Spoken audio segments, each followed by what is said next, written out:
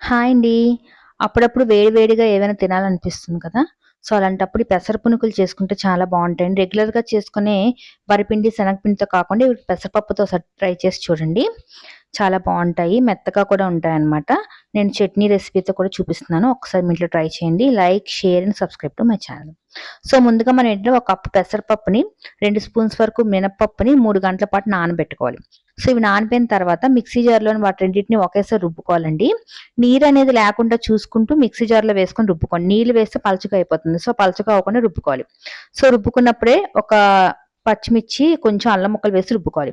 So, మీకు batter అనేది పలచగా అయితే 1 స్పూన్ వరకు వరిపిండి ఉంటుంది కదా! దాన్ని యాడ్ చేయండి. లేకపోతే యాడ్ చేయొద్దు. సో, ఇప్పుడు దాంట్లో హాఫ్ స్పూన్ వరకు జీలకర్ర, సరిపోయినంత సాల్ట్, కొంచెం కరివేపాకు వేసేసి ఈ పిండిని బాగా కలుపుకోవాలి. పలచగా అయితేనే మాత్రమే వరిపిండి యాడ్ చేయండి. లేకపోతే వరిపిండి అనేది యాడ్ చేయొద్దు. సో, ఇప్పుడు నూనె మనం బాగా వేడెక్కిన తర్వాత వీటిని చిన్న చిన్న పునుకుల్లాగా వేసుకోవాలి.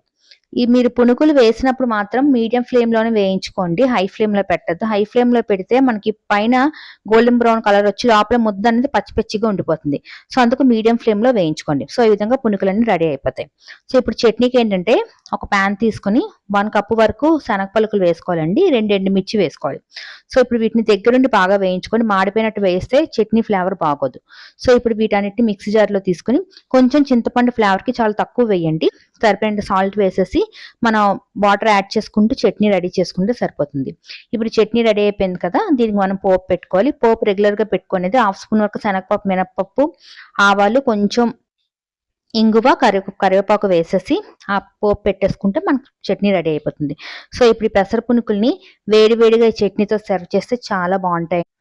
రెగ్యులర్‌గా చేసే వాటికన్నా అప్పుడప్పుడు ఈ విధంగా పెసర పునుకులను కూడా మీ ఇంట్లో చేసుకొని ట్రై చేయండి. అండ్ వేడిగా తింటే చాలా బావుంటాయండి. అండ్ ఈ వీడియో నచ్చితే like, share and subscribe to my channel. Thank you for watching.